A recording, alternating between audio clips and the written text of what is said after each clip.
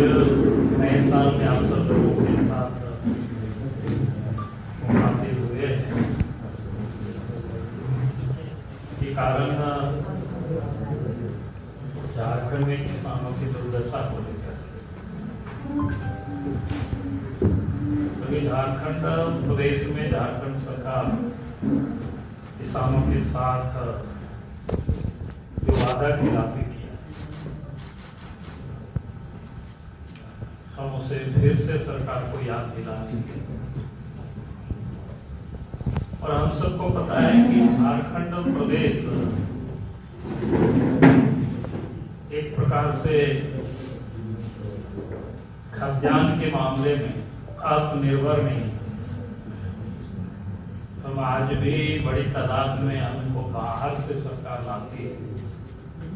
बाहर से नहीं, आप कर सकते हो देश के प्रधानमंत्री आदरणीय नरेंद्र मोदी जी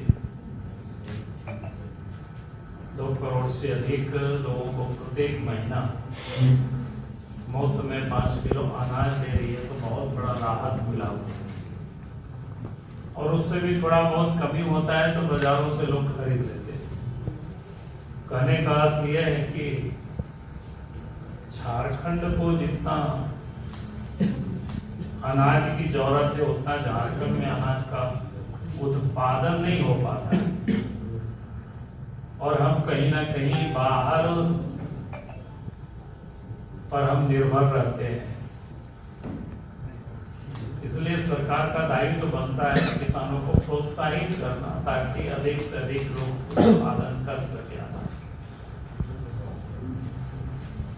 और अनाज के मामले में अगर राज्य आत्मनिर्भर होता है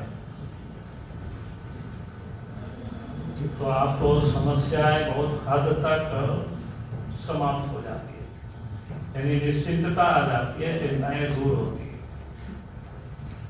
और सरकार का दायित्व या धर्म बनता था किसान या झारखंड अपने पैरों पर खड़ा हो, अर्थात झारखंड को जितनी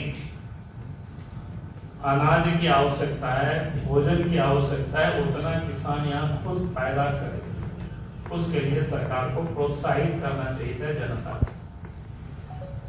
लेकिन झारखंड सरकार ने प्रोत्साहित करने के बजाय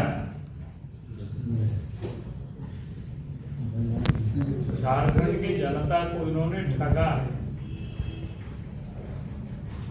और मैं इसलिए भी इस बात को कह रहा हूं क्योंकि आप ध्यान देंगे कि पिछले दिनों जब चुनाव हो रहा था, चाहे कांग्रेस पार्टी हो या झारखंड मुक्ति मोर्चा, दोनों ने ही झारखंड की जनता से वादा किया था कि हमारी सरकार बनेगी तो 3200 रुपया प्रति क्विंटल धान की खरीदारी करेगी। 100 रुपया प्रति क्विंटल खरीदारी के बजाय उन्होंने सीधे 2300 रुपया में खरीदारी कर रही है और मात्र 100 रुपया बोनस, यानी इसको 2400 रुपया कर सकते हैं। तो झारखंड सरकार तो मात्र 100 रुपया है। तो कुल मिलाकर के घोषणा के हिसाब से प्रति क्विंटल 800 रुपया की कटौती सरकार ने कर दी। तो किसान कैसे प्रोत्साहित, और उसमें भी झारखंड देश में जो किसान मात्र यहाँ धान ही बेच पाते और कोई दूसरा फसल होता नहीं है उतना जो बेच सके।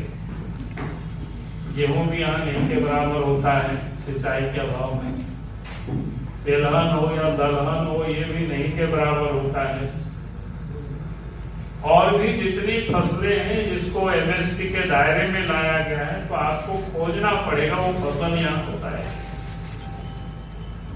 तो कुल मिलाकर के झारखंड की सरकार को किसान अपने पैरों पर खड़ा हो, उसके लिए सरकार को सोचना चाहिए था। उसके लिए विशेष ध्यान देकर के सरकार को खरीदारी करनी चाहिए, लेकिन सरकार ने इस काम को किया नहीं, बल्कि उल्टे उन्होंने 800 रुपया की कटौती कर दी। तो किसान कैसे प्रोत्साहित होंगे और किसान कैसे आगे बढ़ेंगे और किसान खेती के प्रति कैसे अग्रसर होंगे।